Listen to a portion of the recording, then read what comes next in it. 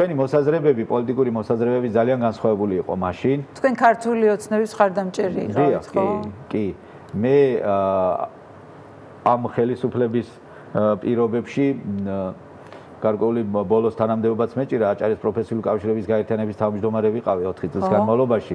მანამდე საჯარო სამსახურებშიც მუშაობდი კონკრეტულად ბიუროს ერთ-ერთი მაჟორიტარი დეპუტატის ბიუროს ხელმძღვანელი ვიყავი და ასე შემდეგ. ანუ იმის თქმა მინდა რომ წინა ხელისუფლების პერიოდში გარკვეული რეპრესიები ჩემი ოჯახის მიმართ განხორციელდა.